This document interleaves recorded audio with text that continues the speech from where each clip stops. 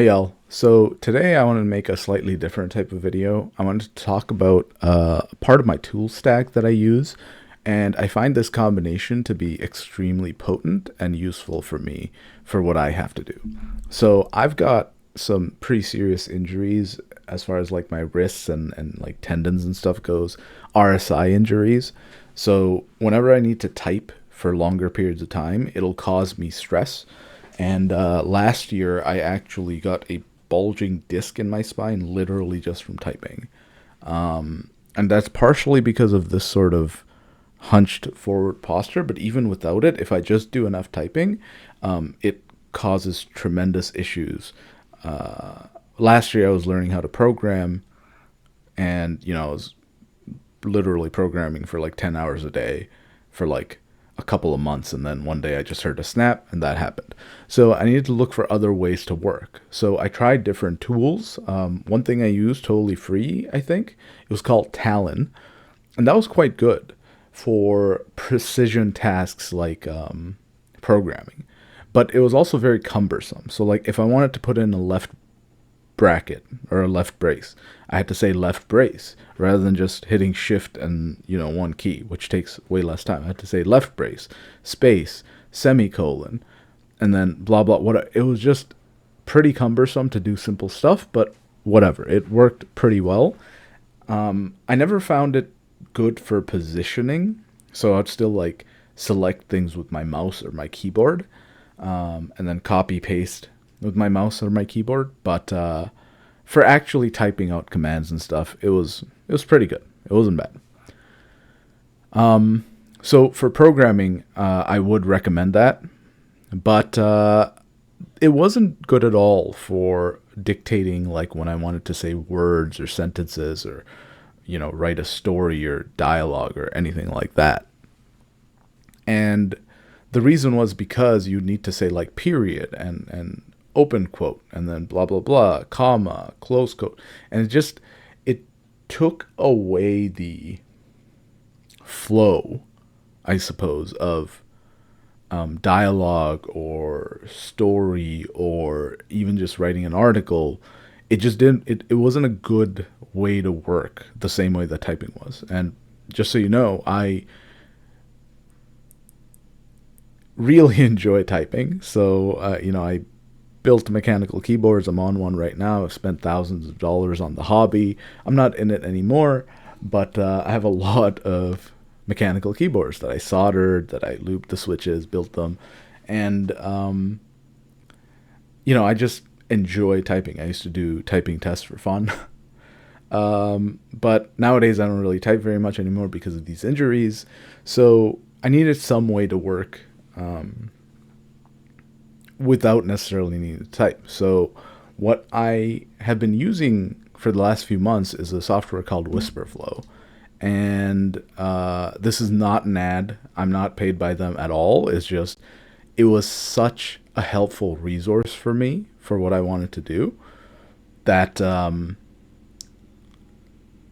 I just figured out I'd make this video in case anybody is struggling with the same sorts of issues that I am. And the reason I'm on this page is because they do have a free tier. And I tried out their free tier first.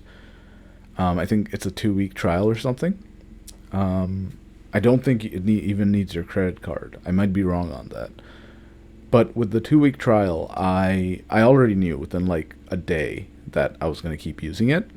But what I found to be the best use case for it, at least for me, is to use it in conjunction with AI. Because I have a tendency to like think a lot and try and get all of my words out. And it's really hard to do that by typing, right?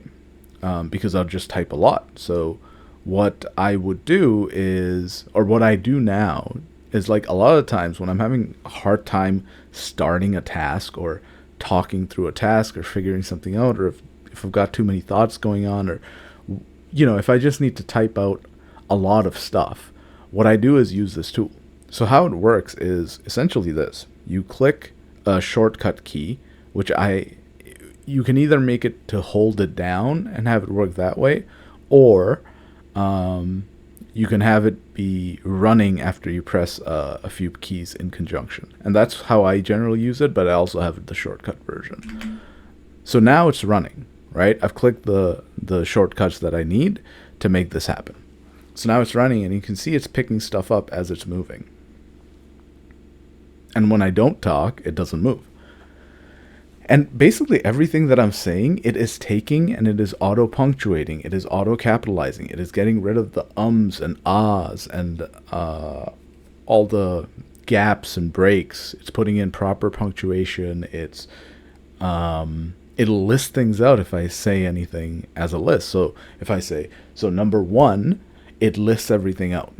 Number 2, it makes sure to punctuate properly. Number 3,